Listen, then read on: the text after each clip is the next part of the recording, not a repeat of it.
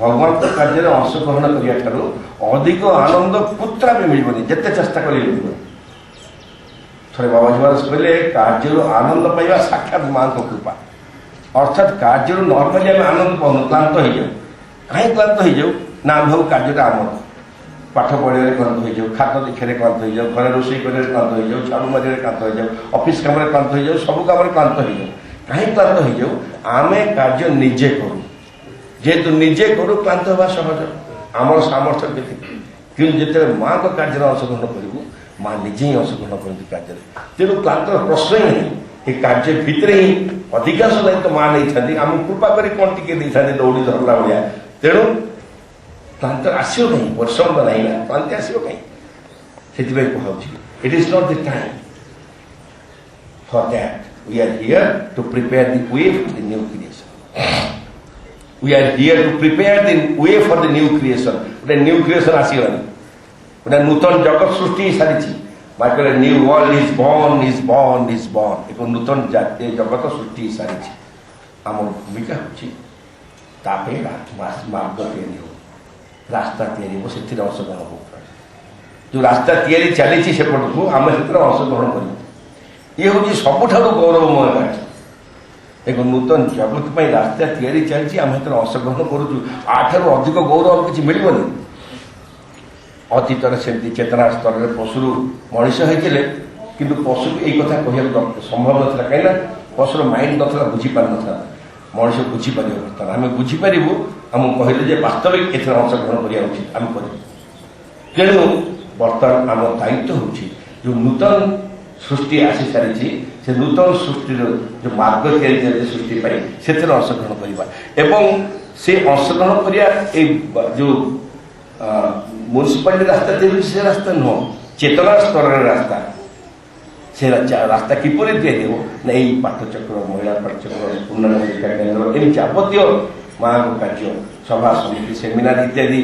जिते आंतरिक भाव में करवा से रास्तार अंशग्रहण करते शीघ्र से रास्ता तैयारी चलो सेपट को जावाई धीरे धीरे धीरे मार्ग प्रस्तुत हो चलो तेणु आम भूमिका है prepare to way for the new creation तापर माँ कहले so I have called you to tell you that तेणु मु तुम डाकी कथा कहया माँ कहते तेणु मु तुम डाकी यही कथा कहया एवं आप निश्चित भाव कहीं किए डाकी किए डाकी आप भाई एपर्तंत new life education trust resolution होता सेक्रेटरी चिठी पठे तेणु आम स्कूल बंद कर गोटे धारणा था कि प्रशांत भाई कि ललित भाई कि मामू बाबू भाई विभिन्न जगह चिठी दौरान से चिठी अनुसार आसती एकदम स्पष्ट माँ कहते so I have called you माँ निजे कहते से तुमको डाकी कथा कहना so I have called you to tell you that take what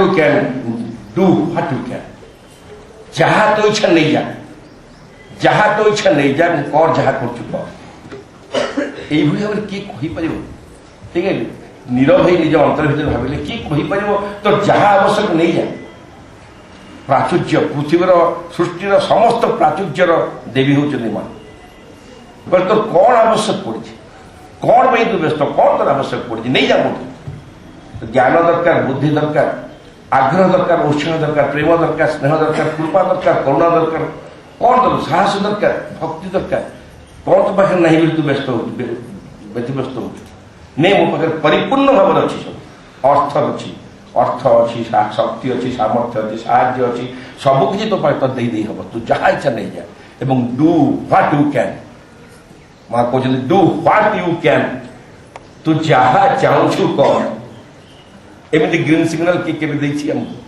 अतीत कही जड़े भगवान को भक्त है भगवान को सन्तान है जहाँ इच्छा तू कर मैं कहूँ जहाँ इच्छा कर कहीं तू जहाँ करू से मो पाक ही आण एक संभावना अतीत नाला बंद कर दिखाँ मोबाइल यही कथा ही प्रथम कर कहगला जहाँ कहीं यही संभावना अतीत नाला जे जड़े जहाँ कर ही माँ पाक आण केमी ना वर्तमान समय जदि जड़े कौन कार्य मन दे शुणु अन्य मन शुणुन जदि जड़े कौन कथार शेष सिद्धांत पर्यटन जावाक चाहिए जेकोसी कथार समग्र विश्व में जेकोसी कथार शेष सिद्धांत जड़े जावाक चाहिए माँ से न जाने प्रश्न उठुन जाना କାହିଁକିନା ଯିଏ ଏପର୍ଯ୍ୟନ୍ତ ସିଦ୍ଧାନ୍ତ ଦେଇଛନ୍ତି ମନ ସ୍ତରରେ ଛାଇ ଦେଇଛନ୍ତି।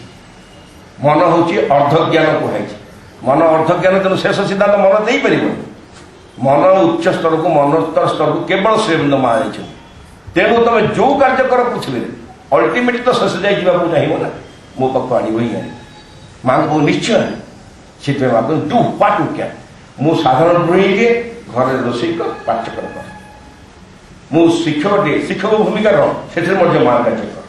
ମୁଁ ଇଞ୍ଜିନିୟର ଜଣେ, ଇଞ୍ଜିନିୟର ଭୂମିକାରେ କାର୍ଯ୍ୟ କର। ଡାକ୍ତର, ଚିକିତ୍ସକ ଜଣେ, ସେଠି କାମ କର। ଓକିଲ ଜଣେ, ଓକିଲ ଭୂମିକାରେ କାର୍ଯ୍ୟ କର। ଦଶ କର୍ମଧାରାର କଳ୍ପନା ବା ବିଚାର ଏଇଥିରୁ ପ୍ରେରଣା ମିଳିଛି ଯେ ଯିଏ ଯୋଉ ଭୂମିକାରେ କାର୍ଯ୍ୟ କଲେ ମଧ୍ୟ ମା ପାଖକୁ ଯାଇପାରିବ। ଅଲ୍ ରୋଡ୍ସ ଲିଡ୍ ଟୁ ହାର୍। ସମଗ୍ର ରାଜ୍ୟ, ସମଗ୍ର ରାସ୍ତା, ସମଗ୍ର ମାର୍ଗ ତାଙ୍କରି ପାଖରେ ଶେଷ। ତେଣୁ ଡୁ ହ୍ୱାଟ୍ ୟୁ କ୍ୟାନ୍। ତାପରେ କହିଲେ my help will be with you. ମା ମୋ ସାହାଯ୍ୟ ତୋ ସାଙ୍ଗେ ନିଶ୍ଚୟ ରହିବ। All sincere effort will be help to the maximum. All sincere effort will be help to the maximum. ଆମର ମ୍ୟାକ୍ସିମମ୍ ଆମେ କ'ଣ କାର୍ଯ୍ୟ କରିବା? ସବୁ ଆନ୍ତରିକ ଉଦ୍ୟମକୁ ସର୍ବୋତ୍ତମ ଭାବରେ ସାହାଯ୍ୟ କରାଯିବ ମା କହିଲେ। ଆମେ ମ୍ୟାକ୍ସିମମ୍ ଯାଇ ବୁଝିଛୁ, 100ରୁ 100 ହେଲେ ମ୍ୟାକ୍ସିମମ୍। ମ୍ୟାକ୍ସିମମ୍ ମାର୍କ ପାଇଲା। ସ୍କୁଲ ପିଲା ସବୁ ତକ ଆସିଛନ୍ତି ତ ମ୍ୟାକ୍ସିମମ୍ ଷ୍ଟ୍ରେନ୍ଥ ଦେଲେ। ଅପଭାଇ ସବୁ ଆସିଛନ୍ତି ମ୍ୟାକ୍ସିମମ୍ ଷ୍ଟ୍ରେନ୍ଥ। ଯାହା ଆମେ ଆଶା କରିଥିଲେ ଆଜି ଆସିଗଲା ମ୍ୟାକ୍ସିମମ୍, ଘର ପୁରିଗଲା ମ୍ୟାକ୍ସିମମ୍। ଏଇ ମ୍ୟାକ୍ସିମମ୍ ଜାଣିଛୁ, କିନ୍ତୁ ମାଙ୍କର ମ୍ୟାକ୍ସିମମ୍ କଳ୍ପନା କରିପାରିବନି। ତା ସେ ମ୍ୟାକ୍ସିମମ୍ର ସଂଜ୍ଞା ଆମେ ଜାଣିନୁ, ଡିଫାଇନ୍ କରିପାରିବୁ ମାଙ୍କ ମ୍ୟାକ୍ସିମମ୍ କିଏ। କିନ୍ତୁ ମା କହୁଛନ୍ତି ତମେ ଯଦି ଆନ୍ତରିକ ଉଦ୍ୟମ କରିବ ମୋର ମ୍ୟାକ୍ସିମମ୍ ସାହାଯ୍ୟ କରିପାରିବ। All sincere effort will be help to the maximum. ତ ଇଏ ହେଲା ଯଦି ସମୟର ଗୁରୁତ୍ୱ, ଆମକୁ କୋଉ ମନୋଭାବ ନେଇ କାମ କରିବାକୁ ପଡ଼ିବ? It is the hour to be heroic. It is the hour to be heroic. ଅର୍ଥାତ୍ ଇଏ ହେଉଛି ଏକ ବୀର ଯୋଦ୍ଧାର ସମୟ। ବୀର ଯୋଦ୍ଧାର ସମୟ। ଯଦି ବୀର ଯୋଦ୍ଧାର ସମୟ ମା କହିଦେଲେ ସାଙ୍ଗେ ସାଙ୍ଗେ ଆମ ଭିତରେ ସଂକୁଚିତ ମନୋଭାବ ଅଛି। ଆମେ ସବୁ ଦୁର୍ବଳ ଅଛୁ, ଶାରୀରିକ ଅସୁସ୍ଥତା ଅଛି, କାହାର ହାର୍ଟ ଆଟାକ୍ ଅଛି, କାହାର ବ୍ଲଡ୍ ପ୍ରେସର ଅଛି, କିଏ ଇନ୍ସୁଲିନ୍ ନେଉଛି, ଡାଇବେଟିକ୍ ଇତ୍ୟାଦି ଦୁନିଆ, କାହାର ଘରର ଜଞ୍ଜାଳ ଅଛି, ଅନ୍ୟାନ୍ୟ କୋର୍ଟ ଅଛି, ଦୁନିଆ ପ୍ରକାର ମେଣ୍ଟାଲ ପ୍ରୋବ୍ଲେମ୍ ସବୁ ଅଛି। ବୀର ଯୋଦ୍ଧା ବେଳ କିଏ ଅଛି? ଆମେ ସବୁ ଭାବୁ ଇଏ ହେଉଛି ବୀର ଯୋଦ୍ଧା। ଅର୍ଥାତ୍ ଯିଏ ଶାରୀରିକ ସାମର୍ଥ୍ୟ, ମାନସିକ ସାମର୍ଥ୍ୟ, ଅନ୍ୟାନ୍ୟ ସାମର୍ଥ୍ୟରେ ପରିପୂର୍ଣ୍ଣ ଅଛି, ସିଏ ହିଁ କେବଳ ବୀର ଯୋଦ୍ଧା ହେଇପାରିବ। ମା ତାକୁ ଠଉରେଇଛନ୍ତି, ସେ ମା ସାଙ୍ଗେ ସାଙ୍ଗେ କରିଦେଲେ heroism is not what it is said to be. ଯାହାକୁ ତମେ ହିରୋ ବୋଲି କହୁଛ, ବୀର ଯୋଦ୍ଧା କହୁଛ, ସେ ବୀର ଯୋଦ୍ଧାଙ୍କର ଆଉ ଭୂମିକା ନାହିଁ ଏଇ ସଂସାରରେ। ତାଙ୍କର ଯାହା ଭୂମିକା ଥିଲା ଯୋଉ ନୂତନ ସୃଷ୍ଟିକେ ମାର୍ଗ ପ୍ରସ୍ତୁତିରେ ଅଂଶଗ୍ରହଣ କରିବେ ସେମାନେ କାମ ଦେବେନି, ସେମାନେ କୌଣସି ଭୂମିକା ନାହିଁ। It is to become wholly unified. It is to become wholly unified. ଅର୍ଥାତ୍ ସାମଗ୍ରିକ ଭାବରେ ପରିପୂର୍ଣ୍ଣ ଭାବରେ କେନ୍ଦ୍ରୀଭୂତ ନିଜର କେନ୍ଦ୍ର ସହିତ। ଅର୍ଥାତ୍ ନିଜ ଭିତରେ ଯେ ଚୈତ୍ୟ ପୁରୁଷ ଅଛନ୍ତି ତାଙ୍କୁ ଆବିଷ୍କାର କରିବାକୁ ପଡ଼ିବ। ଚୈତ୍ୟ ପୁରୁଷଙ୍କ ମାଧ୍ୟମରେ ନିଜର ମନ ପ୍ରାଣ ଶୈଳୀକୁ ପରିଚାଳିତ କରିବାକୁ ପଡ଼ିବ। ଇଏ ହେଉଛି ଗୋଟେ ବୀର ଯୋଦ୍ଧାର ସଂଜ୍ଞା, ଡେଫିନେସନ୍।